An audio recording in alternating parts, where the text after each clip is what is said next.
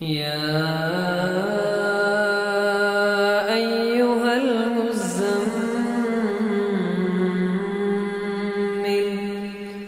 قم الليل إلا قليلا نصفه أو انقص منه قليلا أو زد عليه ورتل القرآن ترتيلا إنا سنلقي عليك قولا ثقيلا إن ناشئة الليل هي أشد وطئا وأقوم قيلا إن لك في النهار سبحا طويلا واذكر اسم ربك وتبتل إليه تبتيلا رب المشرق والمغرب لا إله إلا هو فاتخذه وكيلا واصبر على ما يقولون واهجرهم هجرا جميلا وذرني والمكذبين أولي النعمة ومهلهم قليلا إن لدينا أنكالا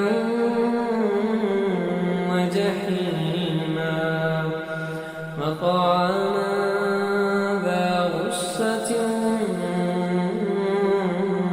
وعذابا أليما يوم ترجف الأرض والجبال وكانت الجبال كثيبا مهيلا إنا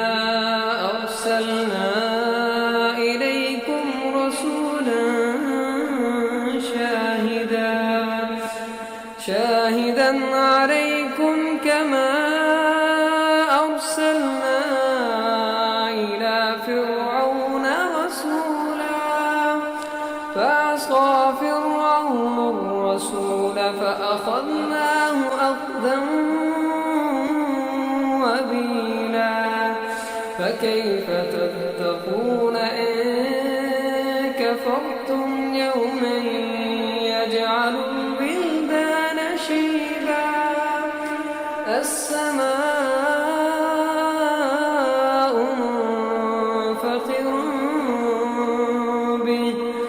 كان وعده مفعولا إن هذه تذكرة فمن شاء اتخذ إلى ربه سبيلا إن ربك يعلم أنك تقوم أدنى من ثلثي الليل ونصفه وثلثه وطائفة من الذين معك والله يقدر الليل والنهار علم أن لن تحصوه فتاب عليكم فاقرؤوا ما تيسر من القرآن علم أن سيكون منكم مرضى وآخرون يضربون في الأرض يبتغون من فضل الله وآخرون يقاتلون في سبيل الله فاقرؤوا ما تيسر منه وأقيموا الصلاة وآتوا الزكاة